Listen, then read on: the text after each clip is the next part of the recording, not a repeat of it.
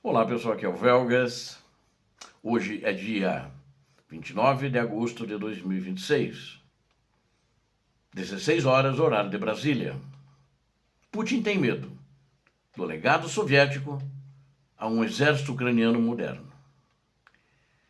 O tenente-general dos Estados Unidos, o Mark Gertling, explicou isso como a agressão da Rússia transformou as forças da Ucrânia em uma das estruturas militares mais adaptáveis do mundo, mais moderna, e ele considera hoje a Ucrânia o exército mais bem preparado do mundo. Ele é um general americano, ele esteve no Oriente Médio, ele teve uma série de missões, ele conhece bem como é o seu exército, que é tido como, de fato, o maior exército e o exército mais bem preparado do mundo. Mas ele disse que o melhor exército do mundo hoje é o da Ucrânia. Isso significa que é melhor do que qualquer país da Europa, ou seja, qualquer parte do mundo. E segundo o próprio general, né, ele comparou com o exército russo, como é que está, eu digo já de cara o que eu acho do exército russo. O exército russo é primitivo.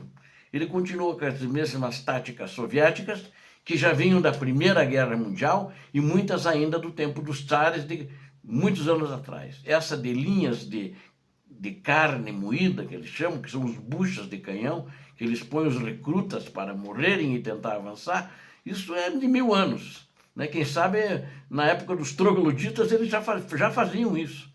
Então é muito primitivo, é a única tática visível que os russos têm. Agora, voltando aqui ao general, né, a minha rápida análise, a evolução mostrou que as tropas da Rússia encontraram em 2022 um exército totalmente diferente do passado, inclusive de 2014, quando eles tomaram a Crimeia e tomaram uma parte da região de Donbás, ou seja, as províncias de Donetsk e as províncias de Luhansk. Os comandantes agora, comandantes capazes de tomar decisões independentes no fronte. Não só os generais que estão lá no Estado-Maior fazendo os planos e coordenando toda a operação, mas os comandantes no campo de batalha, ali no teatro de operações, desde o comandante da unidade, né, batalhão, desde o comandante de companhia, desde o comandante de pelotão até os sargentos, onde eles tomam as decisões face da investida do exército russo, do comportamento. Eles não precisam pedir autorização para tudo como pede o exército russo. O exército russo não se mexe nem para frente nem para trás se não receber uma ordem de cima. Esse é, segundo os próprios observadores militares, experts, de não só esse general, o general Gertling, Mark Gertling, não só ele, mas que tem falado isso, que o exército da Rússia ele é muito dependente dos superiores, enquanto que o exército ucraniano ele toma decisões independentes no fronte, de acordo com a situação que se apresenta. Atualmente são os exércitos ocidentais que estudam a experiência da Ucrânia, disse o general, no uso de drones, da guerra eletrônica e táticas de combate dispersas. Né? Táticas de combate dispersas significa muitas vezes a unidade, ela, uma unidade está separada do comando principal, está atuando, e o comandante do pelotão ali, o da companhia, ou mesmo do grupo de combate, comandado por um sargento, que toma as decisões. Eles não dependem de trás para tomar a decisão se eles vão à frente, se eles vão recuar ou para onde eles vão, né? Para o lado, para a esquerda, para a direita, para algum flanco. Né? Para entender como essa transformação histórica esmagou os planos de Vladimir Putin, inscreva-se no canal, né? Continue assistindo conosco até o fim. Você que não é inscrito, peço a todos que continuem, vão gostar do vídeo, aqui vocês veem a verdade. Peço a todos que deixem o seu like, compartilhem o vídeo e façam seus comentários. Muito obrigado. Putin acelerou um exército que temia. Ele que, face às atitudes da Rússia, do ditador da Rússia, ele acelerou que a Ucrânia preparasse um exército melhor, mais bem treinado e mais independente para enfrentar o moedor de carne da Rússia, que na realidade o moedor de carne é para os russos e não foi para os ucranianos. O exército da Ucrânia evoluiu de uma estrutura fraca para se tornar uma das forças mais adaptáveis da guerra moderna. A agressão da Rússia acelerou consideravelmente essa transformação estrutural ao longo dos anos, segundo escreveu esse tenente-general Mark Gertling, do exército americano. O general relembra seu primeiro contato com soldados da Ucrânia no ano de 2004, durante as operações no Iraque, quando ele deu essa entrevista, né? Naquela época, a avaliação era de que o contingente enfrentava sérios problemas de disciplina, treinamento, logística e prontidão para o combate, ou seja, era o próprio exército soviético ainda em 2004. Gertling descreve o exército daquele período como uma estrutura que ainda em conservação em grande parte do velho legado institucional soviético. Os oficiais antigos eram considerados incompetentes, os sargentos não tinham treinamento adequado e a corrupção era um problema grave, tal como é ainda hoje o exército russo. O general recordou que aquele era um exército que carregava muito do DNA da antiga União Soviética.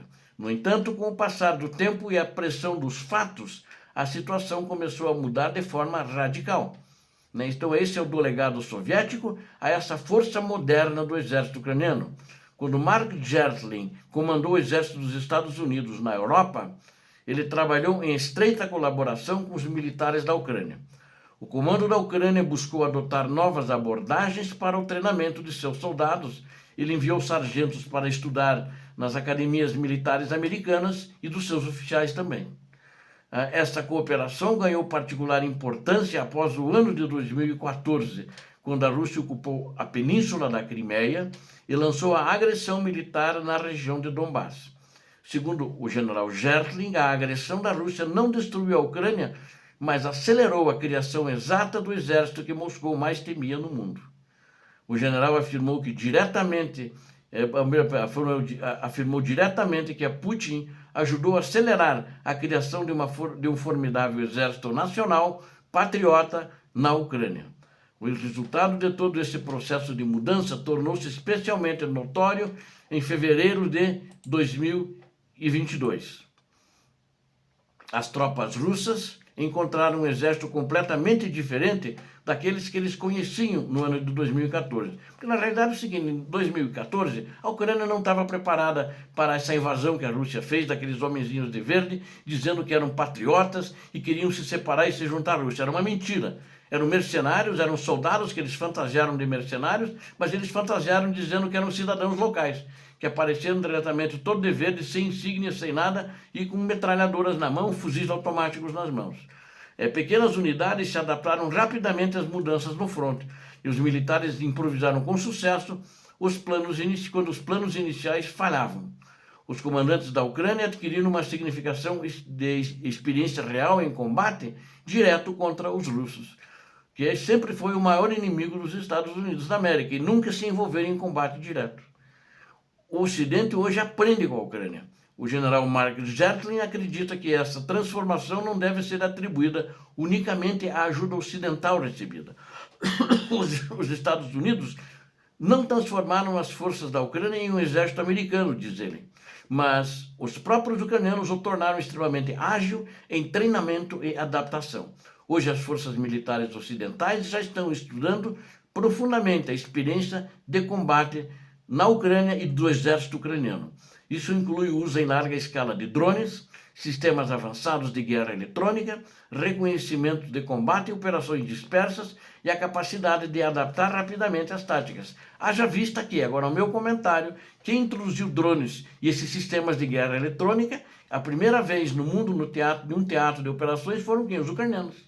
Com tecnologia própria de drones, agora já estão expandindo, estão passando essa tecnologia para outros países, fazendo joint ventures, eles estão fabricando e entregando para a Ucrânia também, como os próprios Estados Unidos, como a França, como a Inglaterra, a Alemanha, entre outros. Mas principalmente esses países. Ao mesmo tempo, o general reconhece que a transformação política dentro da Ucrânia continua sendo um processo complexo ainda. A corrupção não foi completamente erradicada, e os debates sobre governança, responsabilidade e a relação entre parlamento e presidência persistem. Quanto à corrupção no exército, ele acha que não dá para dizer que era como antes, né? Na minha opinião, não quer dizer que não tenha, mas aparentemente aquilo é bem menor do que era antes. Não existe nada que foi investigado até agora que caia de negativo sobre os militares. E para concluirmos, nessa análise do general Mark Jetkin, que eu usei esse trabalho dele para fazer esse artigo, é o general americano, como eu disse, comprova que a pressão militar dos russos acabou forjando uma força combatente altamente eficiente e descentralizada, diz o general. Ao tentar subjugar a Ucrânia, a Rússia acelerou, como eu já disse antes, o desenvolvimento de um exército. Ela provocou o contrário. Porque o Putin, quando invadiu em 2022, ele ofereceu para todos os generais, coronéis, para todo o exército ucraniano, que eles passassem por lado da Rússia, eles teriam os mesmos postos, teriam os mesmos salários, ou se na Rússia fosse melhor, ele pagaria o mesmo que na Rússia, no exército russo. Ele queria só que entrar em Kiev, pegar toda a Ucrânia. É isso que ele queria. Então ele pediu isso e ninguém aceitou. Um general não passou em 2022 para o lado da Rússia. Você veja só como mudou o exército, como ele ficou forte e patriota. Não conseguiu subjugar o exército, mostraram para ele uma figa na realidade. Né? E isso ele tem um ódio e uma mágoa muito grande dos militares ucranianos que estão, na realidade, fazendo frente ao exército da Rússia e estão segurando a Rússia e estão recuperando o território em todo o teatro de operações. E fazendo ataques em profundidade, destruindo refinarias, destruindo bases aéreas, destruindo bases de foguetes, etc, etc, etc. Obrigado a vocês que assistiram esse vídeo. Conto com vocês. O canal precisa de vocês inscritos. Quem não é inscrito, precisa de vocês também que deem um like, compartilhem com suas redes sociais, façam seus comentários. Eu conto com vocês. Eu peço a Deus que abençoe a todos vocês, a Deus que abençoe a Ucrânia, que abençoe o Brasil. Paz e bem, paz para toda a humanidade. Obrigado pela audiência.